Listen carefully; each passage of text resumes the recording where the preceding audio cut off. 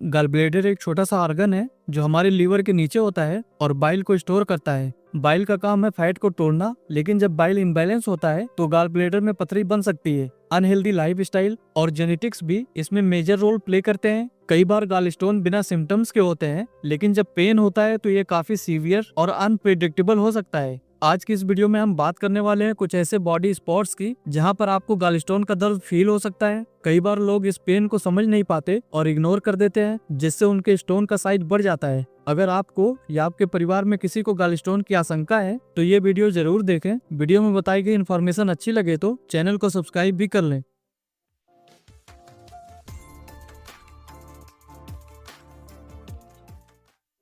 Gall bladder liver के नीचे होता है और इससे निकलने वाले डक्ट्स पूरे डाइजेस्टिव सिस्टम के साथ कनेक्टेड होते हैं, इसलिए पेन मल्टीपल एरिया में फील होता है। इन स्पॉट्स को अच्छी तरह से समझने के लिए सबसे पहले हमें एब्डोमेन के 9 रीजन के बारे में जानना होगा। जैसा कि आप इस इमेज में देख पा रहे हैं, पूरे एब्डोमिनल पार्ट को 9 हिस्सों में बांट दिया गया है और इसमें आप देख सकते हैं कि ऑर्गन्स के नाम भी लिखे हुए हैं। इसका मतलब ये है वो ऑर्गन या तो उस एरिया में आता है या ऑर्गन का कुछ पार्ट उस एरिया में मौजूद हो। अगर हम लीवर और गॉल ब्लैडर की बात करें तो ये मोस्टली राइट हाइपोकॉन्ड्रिक रीजन में आते हैं, लेकिन इसका कुछ हिस्सा राइट लंबर में भी मौजूद होता है। इसी तरह से बाकी ऑर्गन्स भी अलग अलग रीजन में मौजूद होते हैं।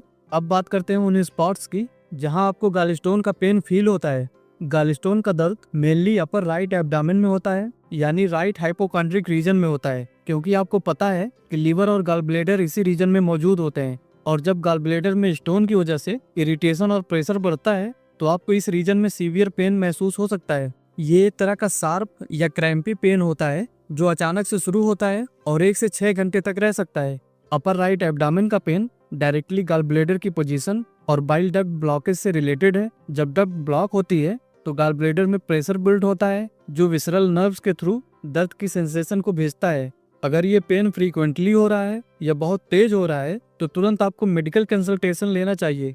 गॉल स्टोन का दर्द सिर्फ ऊपर राइट एब्डोमेन तक ही सीमित नहीं होता, बल्कि ये कभी कभी बैक और राइट शोल्डर में भी फील होता है। इस फिनोमिना का कारण रेफर्ड पेन मैकेनिज्म, नर्व्स के कनेक्शंस और इन्फ्लामेटरी रिस्पॉन्सेज होते हैं। रिफर्ड पेन का मतलब है कि ऑर्गन कहीं होता है और उसका पेन किसी और पार्ट में महसूस होता है। ये पेन ज्यादातर राइट शोल्डर यानी दाहिने कंधे के नीचे और मिड बैक के ऊपर के हिस्से में फील होता है। गॉल स्टोन का दर्द बैक और शोल्डर में होने का मेन रीजन बॉडी में मौजूद नर्व्स का पाथवे होता है। गॉल ब्लैडर में इरिटेशन और बाइल डक्ट ब्लॉकेज के कारण नर्व सिग्नल ओवरलैप होते हैं, जिससे पेन मिड बैक और राइट शोल्डर तक फैल जाता है। ये गॉल स्टोन कॉम्प्लिकेशन का एक इम्पोर्टेंट साइन होता है, इसलिए ये पेन महसूस होने के साथ साथ इसका डायग्नोसिस और ट्रीटमेंट जरूरी हो जाता है। गॉल स्टोन का दर्द मिडिल एब्डोमेन यानी एपिगैस्ट्रिक रीजन में भी हो सकता है, क्योंकि मिडिल एब्डोमेन के पास ही गॉल ब्लैडर बाइल डक्ट से कनेक्टेड होता है, लीवर और इंटेस्टाइन के भी करीब होता है। जब गॉल ब्लैडर के कॉन्ट्रैक्शन से डक्ट के अंदर प्रेशर बिल्ड होता है तो एपिगैस्ट्रिक रीजन में दर्द बढ़ जाता है। ये पेन सिर्फ मिडिल एब्डोमेन तक सीमित नहीं रहता, कभी कभी राइट एब्डोमेन या बैक तक भी स्प्रेड हो सकता है। ये पेन कभी शार्प, कभी क्रैम्पी और कभी डल प्रेशर जैसा होता है। अगर गॉल ब्लैडर में स्टोन्स की वजह से इन्फ्लामेशन होती है तो भी मिडिल एब्डोमेन में पेन ज्यादा सीवियर हो जाता है।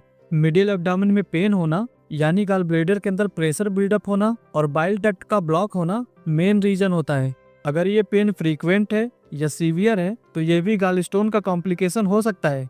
अगर आपको बताए गए इन तीनों स्पॉट्स में से कहीं पर भी दर्द महसूस होता है तो बिना देर किए अपने डॉक्टर से मिलकर कंसल्ट जरूर करें। ये गॉल ब्लैडर में स्टोन या बाइल डक्ट के ब्लॉकेज के कारण हो सकता है। गॉल स्टोन की डायग्नोसिस के लिए डॉक्टर्स आपको यूएसजी या सिटी स्कैन की सलाह दे सकते हैं, जो बहुत ही कॉमन है। इसे कराने के बाद आपके पेन का सही रीजन आपको पता चल सकेगा।